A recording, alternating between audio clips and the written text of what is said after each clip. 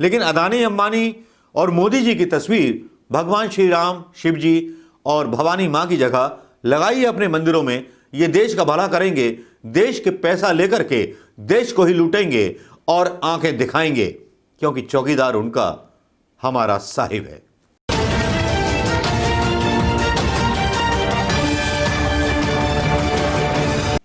दोस्तों नमस्कार, मैं मनोज कुमार शर्मा एक बार फिर आपके बीच में नए साल पर नमस्कार, सलाम वालेकुम और गुड इवनिंग। दोस्तों बात करना चाहूँगा कि जो चल रहे फसादात जिनके बारे में हमें बात करनी चाहिए, जिनके बारे में हमें डिस्कस करना चाहिए। एक तरफ जहां धमकियां दी जा रही हैं किसानों को केंद्र सरकार के द्वारा, मंत्रियों के द्वारा कि वो आतंकवादी हैं, भ्रष्टाचारी हैं और पता नहीं क्या क्या हैं, जो बोले सो निहाल।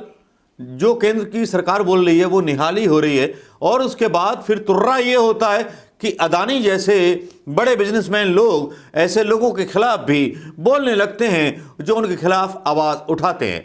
अहमदाबाद कोर्ट में एक रिट दाखिल होती है जिसमें कहा जाता है कि इस तरह की जो खबरें चलाई जाती हैं और यूट्यूब चैनल चला रहे हैं इस तरह की खबर, उन यूट्यूब चैनलों को बंद करा दिया जाएगा। बंद कराइए भी।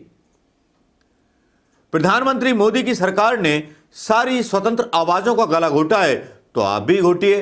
अब हम देखते हैं कि जो अगली खबर हम लेके आने वाले हैं हमारे बड़े साहिब के छोटे भाई पर, तो उस पर थोड़ा सा कांटा दिखा के चलाइए और नाटक दिखा के चलाइए। अदानी साहब और अंबानी साहब, आपको चैलेंज देता हूं। ये किसान जिस दिन अपनी पर उतर आए ना, अदानी अंबानी तो क्या, मोदी जैसे महारथी भी नहीं रहेंगे। आप तो कर्जा लेकर के हिंदुस्तान के लोगों के पैसे लेकर के बिजनेस करते हो, लेकिन ये किसान अपना खून पसीना जमीन में गाड़ता है।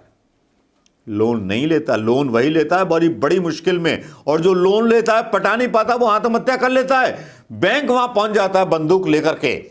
आपके पास कौन जाए?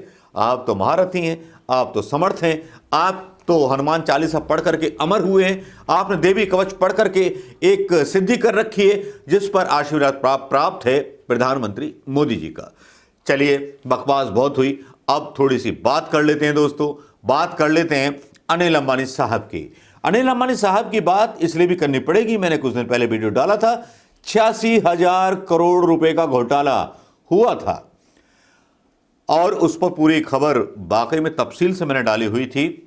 और बाकायदा एक जो था समाचार पत्र ने इस खबर को छापा था। कोई मैंने अपने पेट से फेक न्यूज नहीं बनाई थी। अनिल अंबानी साहब के साथ मेरा कोई व्यक्तिगत दुश्मनी नहीं है, लेकिन सवाल है हिंदुस्तान के उन पैसों का जो पैसे बैंक में जमा कर दिए जाते हैं, जिन बैंकों में रखे हुए पैसों को लोन दे दिया जाता है और उसके बाद बैंक बर्बाद हो जाते हैं।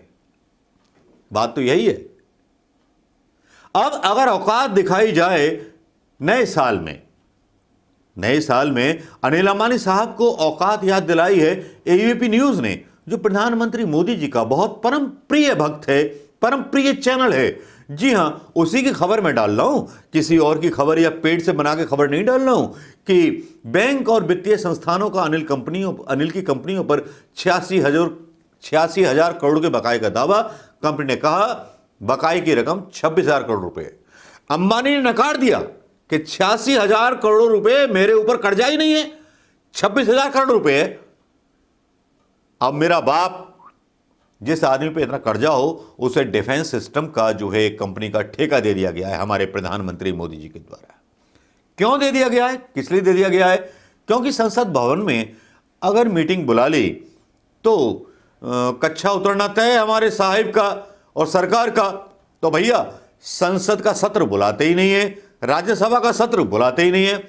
लेकिन अब जहां अनिल अंबानी जिस तरह से लूट मचाए हुए हैं, मुकेश अंबानी समेत सारे लोग, वैसे मुकेश अंबानी पर असर ये हो गया है किसान आंदोलन के बाद, जिस तरह से जियो की सिमें मतलब अबॉर्ट की जा रही थी, जियो ने मना कर दिया कि अबॉर्ट नहीं होंगी, मतलब तानाशाही यहां भी चल गई।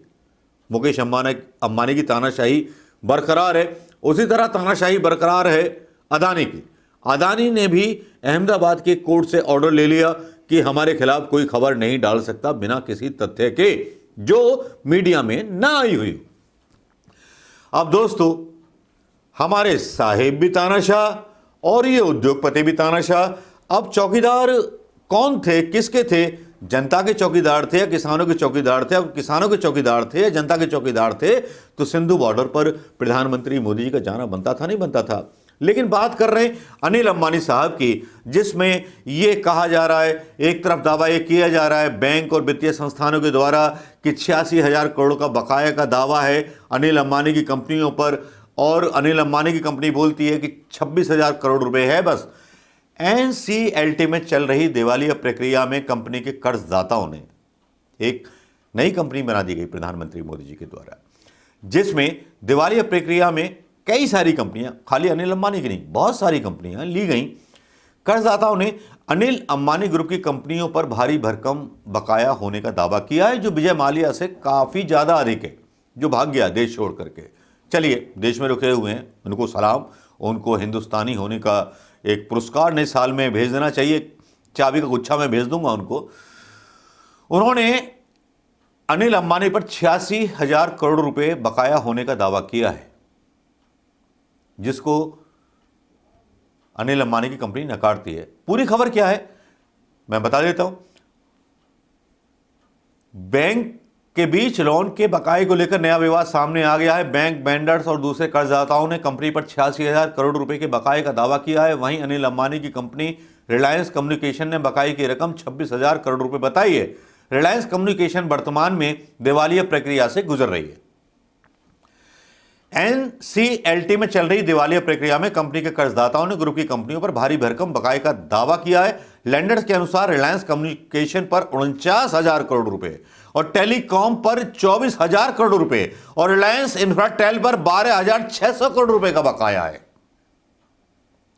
और भाई बोल रहे बस 26,000 लिया और तो लिया ही नहीं, मतलब पैसे उधार लो, देसी घी खाओ, और जो उधार मांगने आए तो उसको फोड़ दो, क्योंकि आप का संरक्षक जो है वो तानाशाह है, आप कुछ भी करेंगे।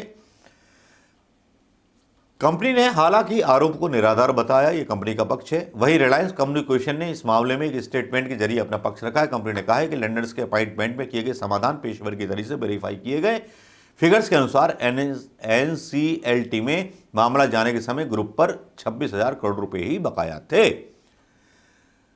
अब जिस तरह से अनिल अंबानी सफाई दे रहे हैं और जिस तरह से अदानी दादागिरी कर रहे हैं और जिस तरह से अंबानी भी दादागिरी पर उतर आए हैं, अनिल अंबानी जिनकी दिवालिया कंपनी को डिफेंस सिस्टम के हथियार बनाने के ठेका दिया गया है हमारे प्रधानमंत्री मोदी जी के द्वारा, तब गठजोड़ क्या है ये समझ में नहीं आता दोस्तों। इस गठजोड़ के मायने निकालने होंगे, इस गठजोड़ में छुपा हुआ क्या है उसके मायने निकालने होंगे। क्या फायदे थे, इतना सारा लोन लिया, रिलायंस कम्युनिकेशन डूब कहां गया, क्यों गया, किसको चंदा दिया, कौन इनके चंदे से जीता, कौन अदानी के चंदे से जीता।